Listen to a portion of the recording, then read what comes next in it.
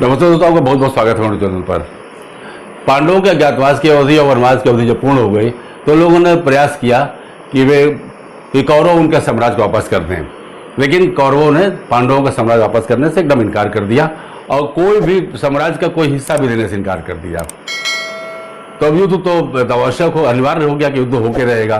फिर भी हुआ कि भाई एक संधि का एक बार प्रयास किया जाए, समझौते का एक बार प्रयास किया जाए ताकि जो है युद्ध न हो, युद्ध को टाला जा सके। इसके लिए कृष्ण भगवान को नियुक्त किया गया कि आप जाइए, शांति का प्रस्ताव लेकर शायद युद्ध टल जाए और कौरव वापस कर दें पांडवों का साम्राज्य। कृष्ण भगवान दूत बनकर वहां पर गए। उन्होंने कौरवों से प्रस्ताव रखा कि साहब आप जो है ज़्यादा नहीं, आप पूरा साम्राज्य वापस नहीं करना चाहते हैं, लेकिन पांडव चाहते हैं कि शांति रहे, युद्ध नहीं हो। युद्ध को टालने के लिए वे चाहते हैं आप उनको 5 गांव दे दें, 5 गांव दे दें ताकि वो शांतिपूर्वक वहाँ रह सकें और आप भी शांति से रह सकें। लेकिन कौरवों ने कहा कि नहीं, हम लोग 5 गांव तो क्या, 1 इंच जमीन, सुई के नोक के बराबर जमीन नहीं देंगे पांडवों को। कृष्ण भगवान ने बहुत समझाया। वहां तो भीष्म पितामह भी उपस्थित थे, उनकी भी नहीं चली और दुर्योधन ने साफ इनकार कर दिया। उसके बाद कृष्ण भगवान वापस आ गए। अब तो युद्ध तो बिल्कुल असंभावी हो गया कि युद्ध होके रहेगा। युद्ध हुआ, कौरव पराजित हुए, मारे गए। लेकिन शुरू में तो ऐसा लगा कि कौरव बड़े बलशाली हैं, ताकतवर है, इतनी ज़्यादा बड़ी सेना है। पांडवों के पास सेना भी कम थी, उनके पास ले दे के एक ताकत कृष्ण भगवान थे, बाकी तो खुद उनका कौशल था। और उधर तो एक से एक महायोद्धा थे कौरवों की तरफ। गुरु द्रोणाचार्य थे, भीष्म पितामह थे, एक से एक बड़े बड़े महारथी कर्ण थे। इधर तो देखा जाए तो एकमात्र अर्जुन रहे, अब बाकी तो कृष्ण भगवान थे। युद्ध हुआ, उसमें कौरव पराजित हुए, बहुत पूरा युग का ही अंत हो गया। इसी तरह की स्थिति भारत में अभी चल रही है। यहां भी हिंदुओं ने प्रस्ताव दिया था मुसलमानों को कि आप उनकी 3 महत्वपूर्ण जगहें, भगवान राम का अयोध्या, जन्मभूमि भगवान राम की अयोध्या, वो उनको दे दें। दूसरा, काशी विश्वनाथ मंदिर में जो कोढ़ ऐसा है, ज्ञानवापी मस्जिद, उसको दे दें। और तीसरा, कृष्ण जन्मभूमि मथुरा, उसको दे दें। तो कोई युद्ध आपस में नहीं होगा। 30,000 मंदिर की मांग इन्होंने नहीं की जिसको आपने नष्ट कर दिया है, और लाखों मंदिरों के बारे में नहीं पूछा जिनको नष्ट किया इन लोगों ने। वे 30,000 मंदिर जो कि स्पष्ट प्रमाण जिसके हैं कि उस पर मस्जिद को बनाया गया है या उसके भीतर अंदर छिपा के रखा गया है मंदिरों को, आज भी ये चीजें हैं, देश में मौजूद हैं। तो मुसलमानों ने साफ इनकार कर दिया। बिल्कुल एक कौरव वाला दंभ एकदम। इतनी मतलब बढ़िया ये प्रस्ताव हिंदुओं की तरफ से दिया गया मुसलमानों को, लेकिन ये जाहिल मुसलमानों ने बिल्कुल इसको मानने से इनकार कर दिया और जिद पे अड़े रहे। परिणाम स्वरूप अयोध्या का तो फैसला तो सुप्रीम कोर्ट ने कर दिया, और ये अनुनय विनय प्रार्थना करते करते हिंदू बेचारे थक गए थे।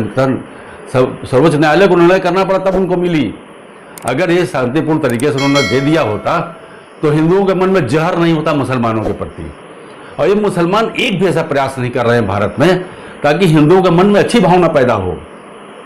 एक तो मुसलमानों को जो स्कॉलर हैं या मुस्लिमों के प्रवक्ता हैं या जो विद्वान हैं, वे भी सभी कोशिश नहीं कर रहे हैं साहब कि जो है कि हिंदुओं से उनका मतलब बढ़े, हिंदुओं और मुसलमानों के बीच में आपस में जो है प्रेम और वास्तविक जो है सद्भाव पैदा हो। ऐसी कोई कोशिश नहीं कर रहे, नाटक करते हैं सब।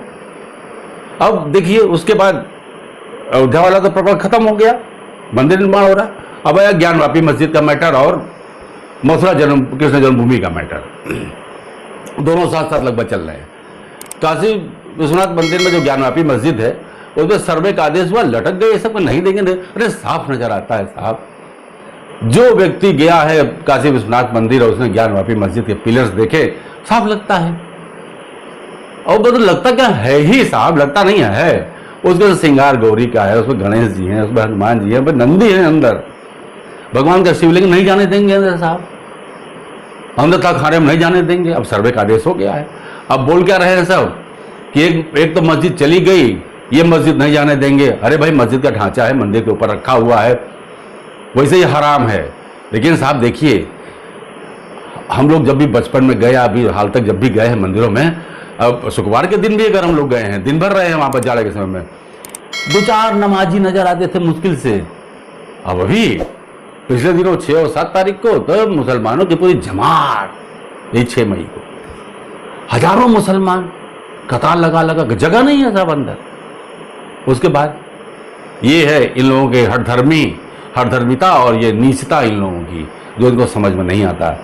देखिए, ये हिंदुओं के मन में जहर अपने लिए पैदा कर रहे हैं, जो कि कभी आपसे सद्भाव नहीं हो सकता है। ये जो झूठ बोला गया है देश में हमारे, गंगा जमुनी संस्कृति, आपसी सद्भाव, ये बिल्कुल व्यर्थ रहा है। ये नेहरू का मैन्युफैक्चर रहा है, जो फेल हो चुका है, कांग्रेसियों का बनाया बिल्कुल फेल हो चुका है, और उसको ढो रहे हैं सपाई और बसपाई टाइप वाले जो तृणमूल, ये बिल्कुल व्यर्थ हो चुका है।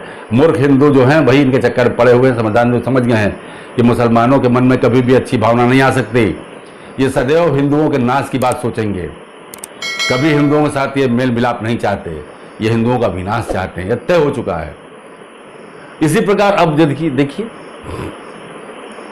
कृष्ण जन्मभूमि वाला मैटर वो भी चल रहा है।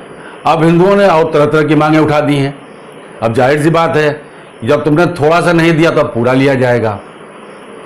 कौरवों ने 5 गांव नहीं दिए, एवज में उनको सब कुछ गंवाना पड़ा, सब कुछ गंवाना पड़ा, न राज बचा न खुद बचे। वही हाल यहां भी होने वाला है। अब आप जहां जहां आपने कैसा किया है, हर छोटी छोटी जगह आपको नजर आएगी जहां पे इन्होंने किया, तो हर जगह है। और जिसको अपने बाप कहते हैं, शर्म नहीं आती है बेशर्मों को। वो पता नहीं बाप था, ऐसा कोई प्रमाण नहीं है, लेकिन अपना बाप उसको बनाते हैं। इन मुसलमानों को क्या कहिएगा साहब, ये तो उस औरंगजेब को जिसने कि विश्वनाथ मंदिर को तोड़कर ज्ञानवापी मस्जिद बनवाई और कृष्ण जन्मभूमि को तोड़कर वहां पे ईदगाह बनवाया, उसको रहमतुल्लाह अलैह बोलते हैं साहब, उसको पूरा पूजनी मानते हैं। और वही नहीं, सारे आक्रमणकारियों को ये अपना बाप मानते हैं। हद है। अरे भाई, कोई 1-2 बाप बताओ ना। तुम खिलजी की औलाद हो कि बलबन की औलाद हो कि गौरी की औलाद हो, किसकी औलाद हो तुम भाई? बाबर की औलाद हो, औरंगजेब किसकी औलाद हो भाई? तुम बताओ, कुछ तो एक तो निश्चित कर लो। सब मेरे बाप हैं। हाँ भाई, है ना कि जिसका कोई बाप नहीं उसका सब बाप है। वही हाल। अब इनसे कोई विनय करके कोई चीज या प्रार्थना करके अनुरोध करके कोई चीज नहीं ली जाएगी। अब आप नहीं देंगे तो ले लिया जाएगा आपसे, बस इतना ही होना है। ठीक है दोस्तों, आपने धैर्यपूर्वक बात सुना, इसके लिए धन्यवाद। मेरे चैनल को सब्सक्राइब करना न भूलिएगा। नमस्कार।